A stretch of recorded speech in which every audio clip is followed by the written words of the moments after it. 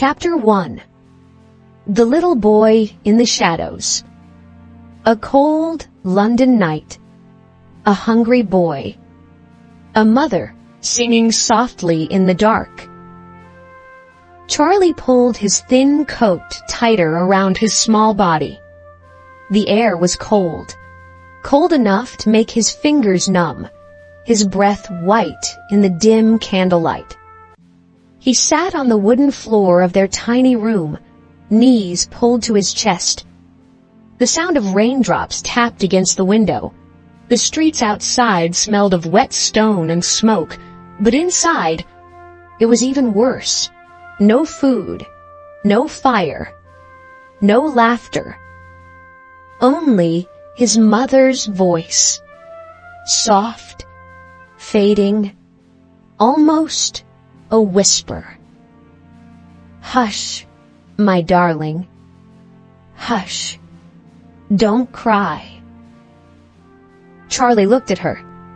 She was lying on the old bed, her hands trembling, her eyes full of something he didn't understand. Sadness? Fear? Pain? She was once a singer, a beautiful singer. Crowds used to watch her, but now there were no crowds, only Charlie, only Sidney, his older brother, curled up in the corner, fast asleep. Charlie's stomach growled. It had been 2 days since he had eaten properly. A piece of stale bread, a little water. That was all. But hunger was nothing new. It had always been there, like a shadow, following him wherever he went. He stood up, careful not to wake his brother, and walked toward his mother.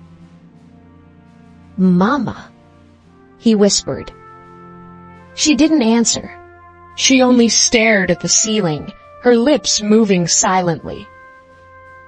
Charlie touched her hand. It was cold. Something was wrong. He could feel it. A house with no father. Charlie's father, Charles Chaplin Sr., had been a singer too, a famous one. But he had disappeared from their lives long ago. He loved drinking more than he loved his family. At first, he sent money. Then, nothing. Charlie remembered his face only in pieces. A big man with a loud voice, a smell of tobacco on his clothes, a laugh that used to shake the walls. But his laugh had faded, just like the coins in their pockets. Without him, they had nothing. And as his mother's sickness grew worse, so did their hunger. Charlie was only 5, but he already knew what suffering was. The night, everything changed. A knock at the door. Charlie jumped, his heart pounded. Sidney woke up, rubbing his tired eyes. Their mother barely moved. The door creaked open. A man stood there, tall, serious, wearing a dark coat. Behind him, a woman in a long dress. "Mrs. Chaplin?" the woman said gently. Charlie's mother nodded weakly. "I'm afraid. We have to take the children," the man said. Silence. Then, "No." Charlie ran to his mother's side, grabbing her arm. "We won't go." But his mother didn't fight. She only nodded again. Tears filled Charlie's eyes as the man took his hand, pulling him away. Sidney held on to him, but it was no use. They were too small, too weak.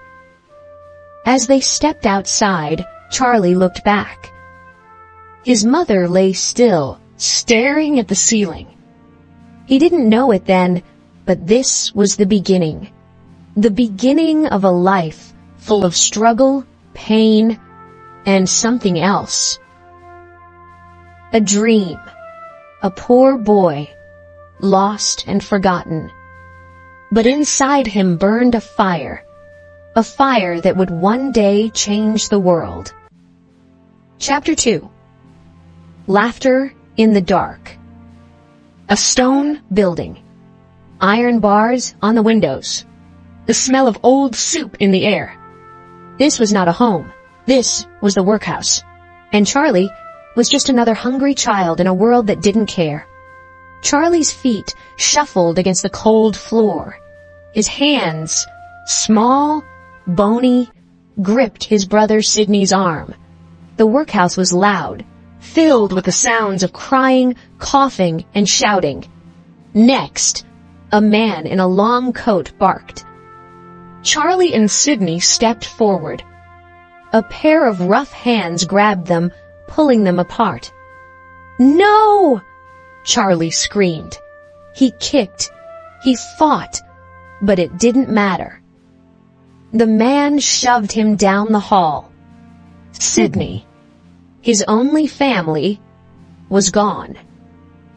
And now, Charlie was alone. The children with no names. They called it a home for the poor. But it wasn't a home. The workhouse was where families disappeared, where children became numbers. It was where boys like Charlie were forgotten. Food was rare. A bowl of thin soup, a small piece of bread. Hunger was a constant shadow, gnawing at his stomach. Every day, the same routine. Wake up, work, eat, if you could call it eating, sleep, repeat. And the people? Hard, cruel. The men who ran the place had no patience for a boy like Charlie. If he spoke too loudly, punishment. If he laughed, punishment. If he cried, no one cared. But Charlie didn't break. No. Charlie watched. He watched the other boys, how they walked, how they talked. He watched the old men, how they grumbled and coughed. He watched the mean guards, how their faces twisted when they were angry. And then he started copying them. One day, at dinner, he made a face.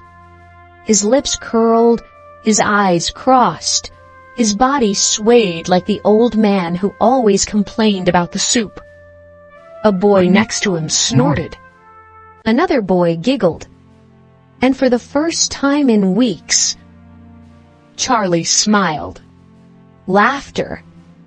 It was small at first, but then it grew.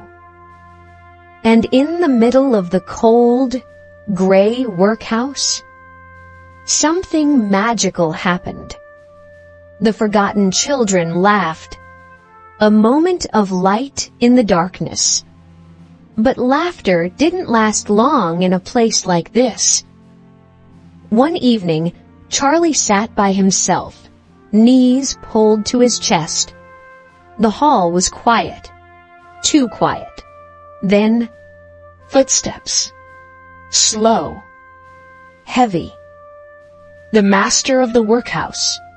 A large man with sharp eyes and a voice like thunder. "You think you're funny, boy," he growled. Charlie's heart pounded. The man knelt down, grabbing Charlie's chin roughly. "You think this place is a stage?" Charlie didn't answer.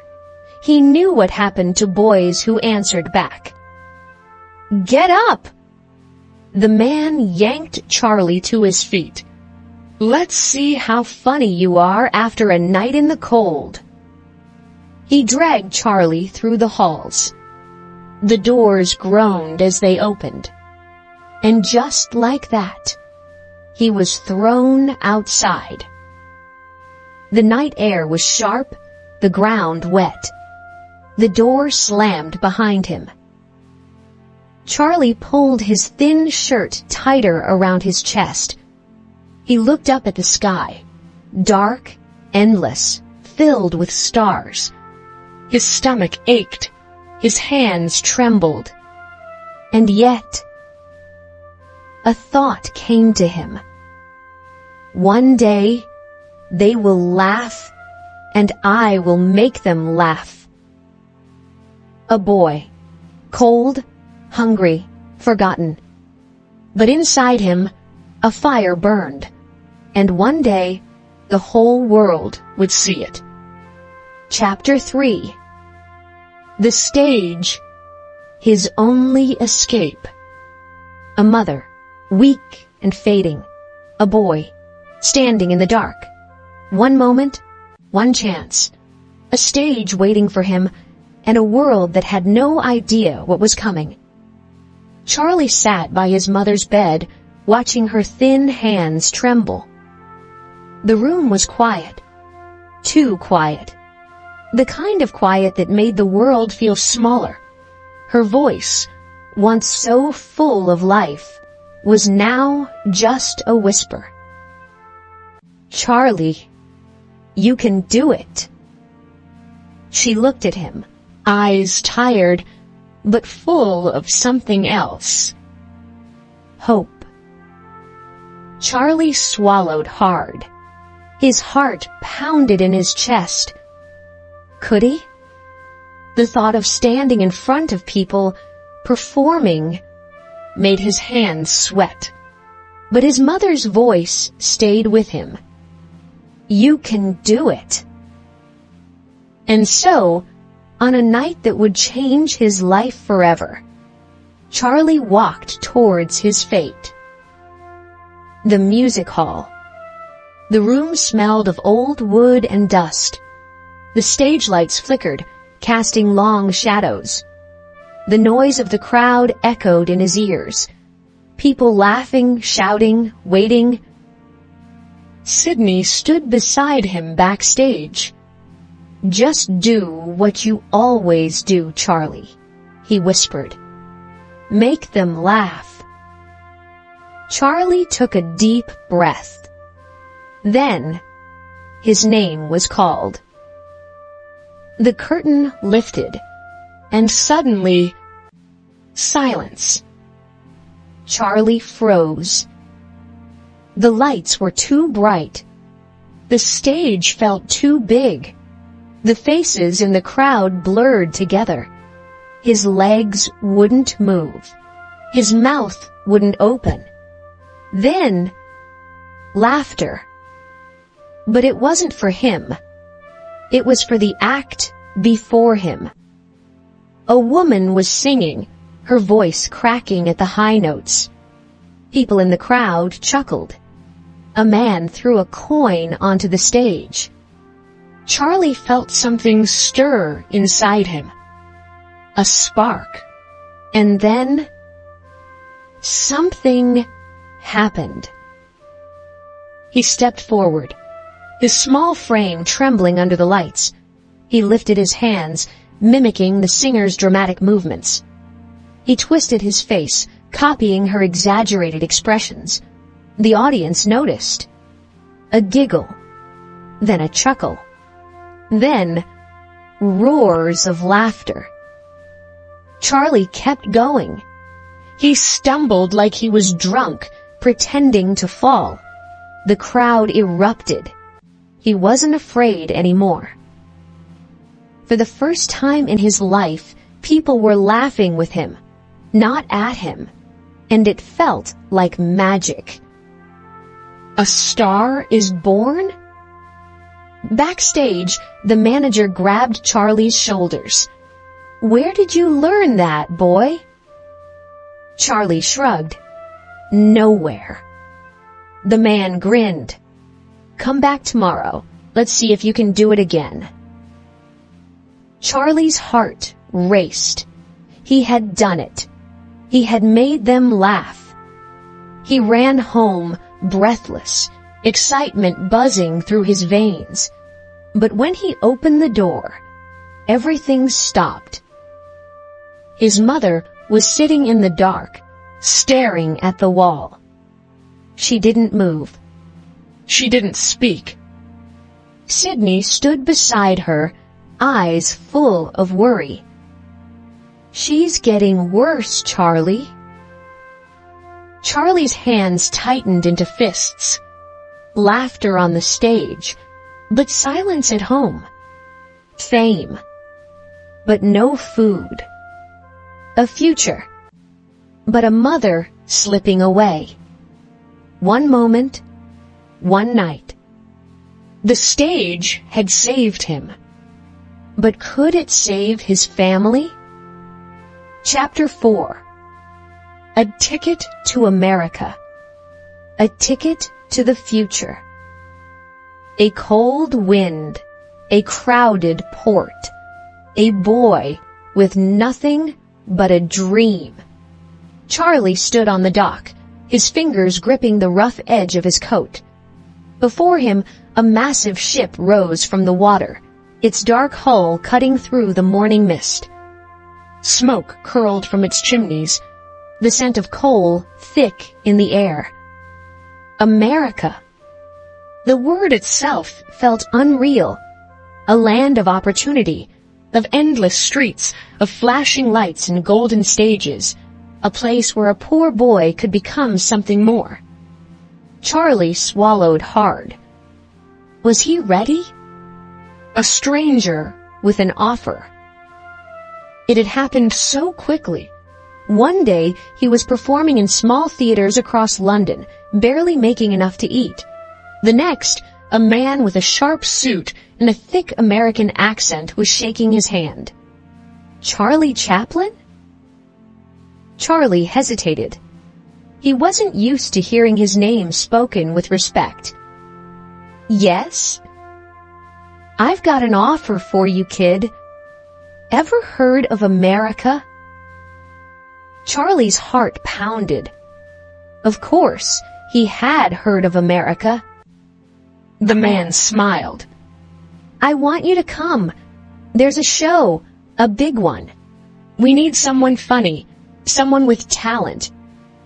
Charlie could hardly believe it. A real job. A real stage. In America. Then, the smile faded from the man's face. But I won't lie to you, son. It's risky. If you fail, you'll have nothing. Nothing? Charlie had already known nothing. Hunger, fear, homelessness. If all he had to do was take a risk, then it was no risk at all. I'll go. A ticket to the future. The ticket felt heavy in his hands. He had never owned something so valuable. Sydney was the first to see it. Charlie, are you serious? Charlie nodded. You don't know anyone there. I know myself, Charlie said. Sydney sighed. He was the older brother, the responsible one. He had always tried to protect Charlie. But this time, there was nothing he could do. Just don't forget where you come from, he said finally, pulling Charlie into a hug. Charlie didn't answer. How could he forget? The streets, the workhouse, their mother's fading voice. He would carry those memories forever. Saying goodbye. The ship groaned as it prepared to leave. Charlie turned one last time, searching for something familiar. His old life was behind him. The workhouse, the cold streets, the empty nights, and yet his heart ached. Sydney stood far away, watching him, the only family Charlie had left. Charlie lifted a hand. Sydney nodded. No words were needed. Then, the ship's horn sounded. The great vessel shuddered as it pulled away from the dock. Charlie stood at the rail, his fingers tightening. London grew smaller and smaller. And ahead? A new world. A new life. A poor boy, crossing an ocean, stepping into the unknown. He had nothing, but maybe, just maybe, this was the beginning of something greater. Chapter 5. The Tramp is Born. A small studio. A worn-out dressing room. A mirror reflecting a man who was still a boy inside. Charlie held the tiny mustache between his fingers, staring at his reflection. The baggy pants, too big. The tight jacket, too small. The bowler hat, tilted just right. He twirled the cane in his hands. This wasn't just a costume. This was him. Or maybe it was all of them. The poor, the forgotten, the ones who had nothing but hope. The tramp had been born. And soon, the world would know his name. A man with no words, but 1,000 emotions. The director called, "Lights!" Charlie stepped onto the stage. The cameras rolled. He didn't have a script. No one told him what to do, but he didn't need words. He walked, feet turned out, swinging his cane. He stumbled. He tipped his hat. A gentleman, but also a fool. The people behind the camera watched, waiting. Then, he slipped on a banana peel. Silence. Then, laughter. Real laughter. Not polite chuckles, not forced smiles. Deep, loud belly laughter. Something electric ran through Charlie's veins. This was it. He was the tramp. A man who made the world laugh while hiding his own tears. A star, but not at home. The films came one after another. Kid auto races at Venice. The Tramp. The Gold Rush. People loved him. Crowds filled theaters just to see his walk, his hat, his mustache. But when the lights faded and the cameras stopped rolling, Charlie was alone. His mother, far away, lost in a world of silence. Sidney, working his own path. And Charlie? He was rich now. But money couldn't change the past. It couldn't erase the nights in the workhouse. It couldn't bring back the childhood he had lost. So, he did the only thing he knew how to do. He worked. Worked until the exhaustion took over. Worked until he forgot. The battle behind the camera. But success brought enemies. The studios wanted control. They wanted him to work their way. They wanted the tramp to be theirs. Charlie fought back. "I make my own films," he said. "I write my own stories." They laughed. No actor had ever done that before. But Charlie wasn't just an actor. He was a survivor, and survivors don't let other people tell them how to live. A little boy who once had nothing, a man who now had everything, but behind the laughter, behind the fame, his greatest battles had only just begun. Chapter 6. A king without a crown. A golden city, flashing lights, a name written in the stars. Hollywood belonged to him, But behind the fame, behind the cameras, a man sat alone. Charlie stood on a film set, staring at the crowd of actors, crew members, assistants. They all waited for him. He was the director, the genius, the star. He gave a small nod. Action! And just like that, the scene began. People laughed at his movements, at his perfectly timed stumbles. They admired the way he controlled every detail. They called him a genius. But when the cameras stopped, there was silence. And in that silence, Charlie Chaplin, the king of Hollywood, felt like a man without a home. Fame, but no peace. The money poured in. His films were more than just entertainment. They were history. People loved him in London, in Paris, in New York. The little tramp had become a legend. But something was missing. He walked through his mansion, the floors polished, the furniture perfect. He had everything he had dreamed of as a boy. So why did it feel empty? He picked up the phone. "Sydney?" His brother's voice was warm. "Charlie, it's been too long." Charlie forced a laugh. "Yes, too long." They spoke for a few minutes, but when Sydney hung up, the loneliness returned. Charlie had money, power, success. But what he didn't have was love. A heart that couldn't rest. He fell in love, fast, deep, recklessly. Actresses, dancers, women with bright smiles and dreams of their own.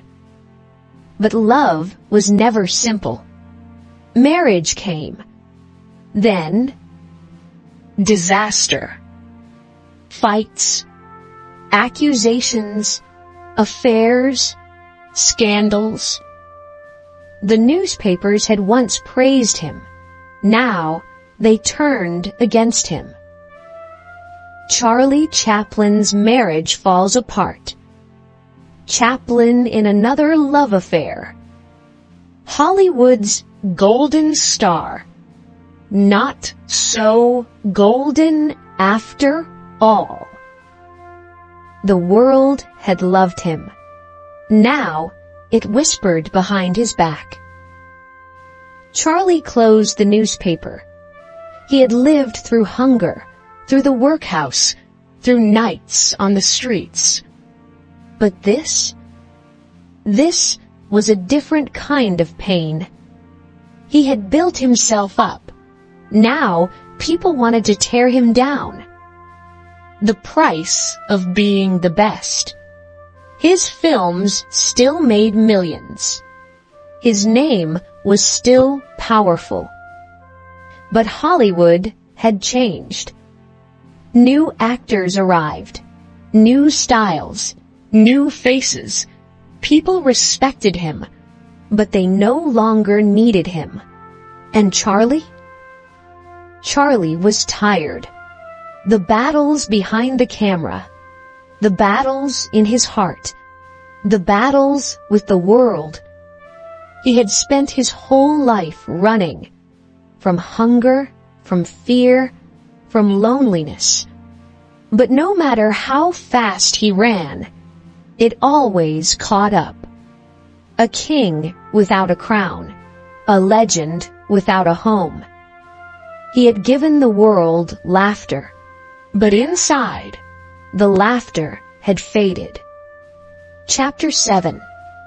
The Great Dictator and the Price of Truth. War, fear, a world on fire. Nations trembled.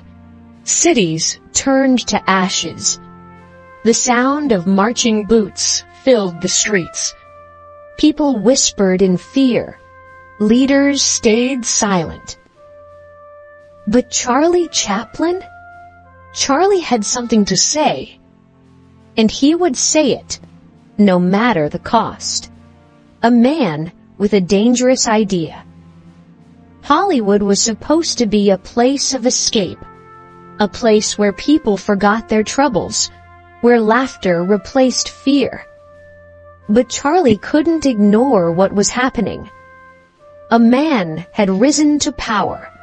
A man with a small mustache, sharp movements, and a voice that could shake a stadium. A man who looked strangely familiar. Charlie had made his career playing the tramp, a kind fool, a man with a big heart. But this dictator? He was no fool. He was dangerous, and the world was letting it happen.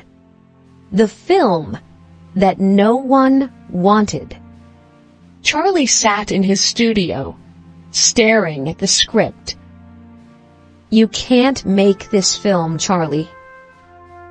His friends, his producers, even his closest advisors warned him, "It's too risky. America isn't in the war. Why should you get involved? This will ruin you." Charlie listened, but in the end, he made his choice, because deep inside, he knew the truth. Some things were bigger than movies. Some things were bigger than money. And silence? Silence was not an option. The great dictator. And the speech that shook the world. The cameras rolled. Charlie stepped forward, wearing the uniform of a dictator. But he was not here to play a fool. Not this time. His voice was steady. His eyes burned with emotion. "I'm sorry, but I don't want to be an emperor. That's not my business. I don't want to rule or conquer anyone." His words cut through the screen. Dictators free themselves, but they enslave the people. In theaters around the world, people sat in silence. This was not comedy. This was truth.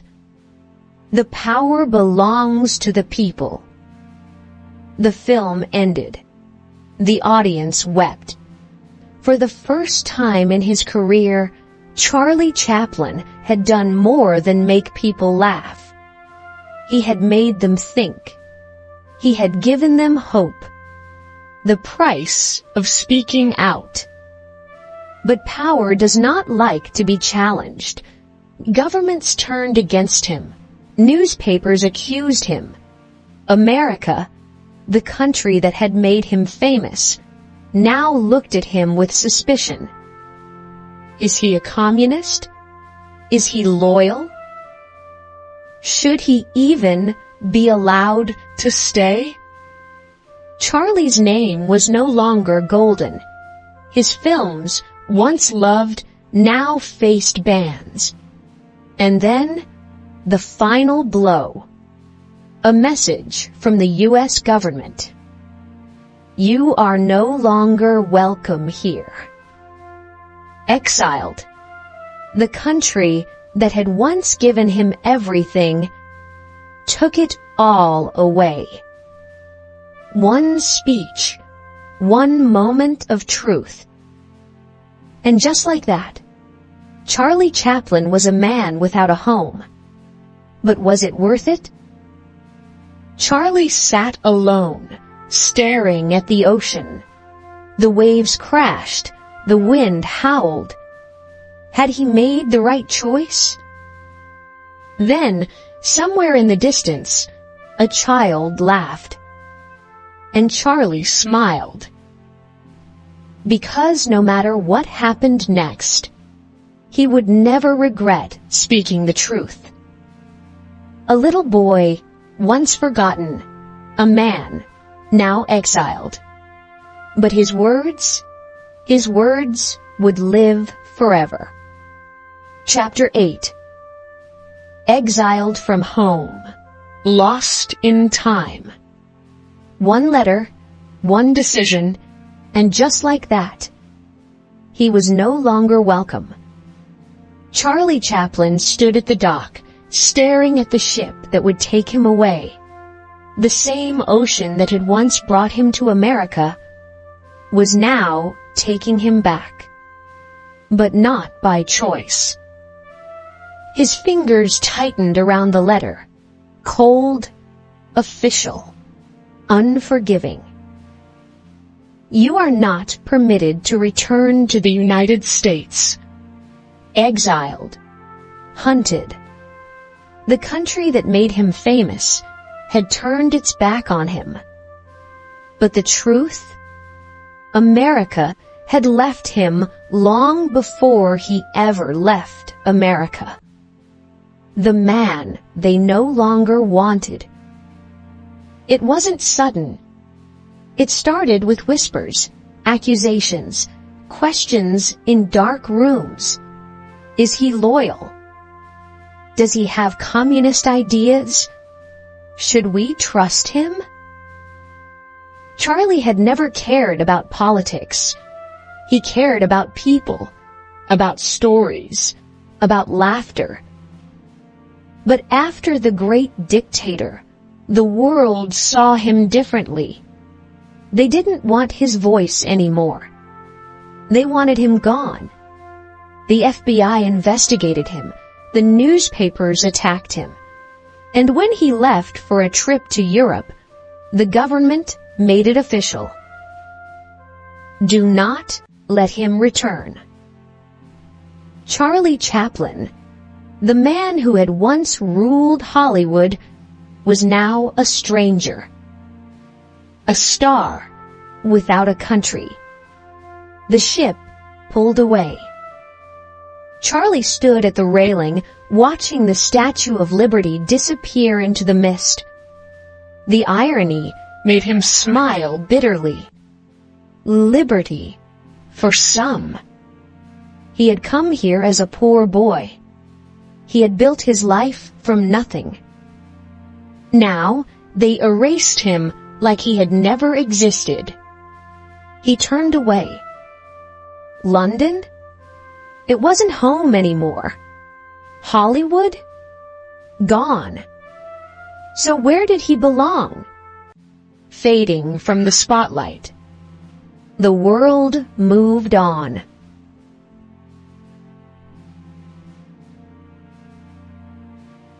New stars filled the screens.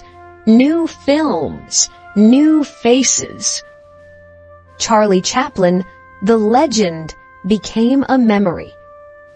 He settled in Switzerland, far from the lights of Hollywood. His mansion was beautiful. The view breathtaking. But inside, he felt lost. For years, he had lived for the stage, the camera, the laughter. Now, there was only silence. His hands trembled as he picked up a pen. I must write again. I must create. But the world was changing.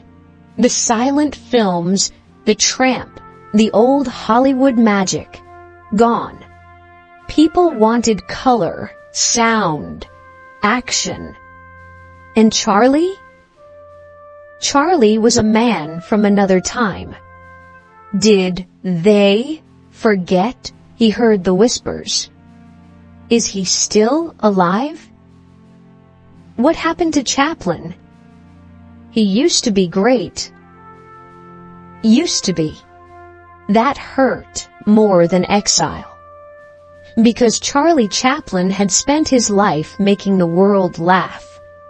But now, the world had forgotten how to laugh with him. A king without a kingdom. A star without a sky. He had built an empire of laughter. But now, there was only silence. Chapter 9. The Final Bow. A poor boy, a lost child, a man who changed the world, one laugh at a time. Charlie Chaplin sat by the window, watching the snow fall gently outside. Switzerland was quiet, peaceful. But inside, his mind was loud. Memories. So many memories. The streets of London, the workhouse, the first time he made an audience laugh, Hollywood, success, exile, a life of triumphs and betrayals, laughter and loneliness.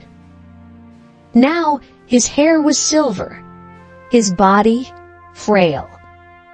But one thing remained the same. Charlie Chaplin was still a performer. And one last time, the world would remember him. A call from home. For years, America had forgotten him. Or so he thought. Then, an invitation. Come back. The Academy Awards. An honorary Oscar. A moment to say goodbye, not in exile, but in celebration.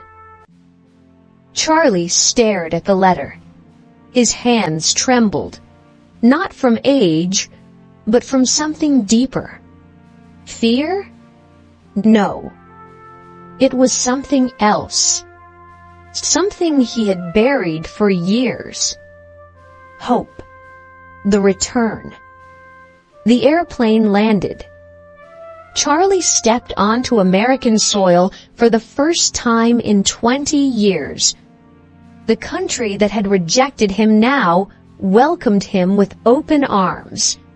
People crowded the airport. Photographers snapped pictures. Reporters shouted questions. Mr. Chaplin, how does it feel to be back?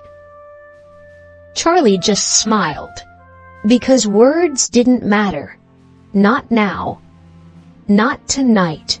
The final stage. The music swelled. The crowd stood. The world watched. Charlie Chaplin walked onto the stage. Slowly.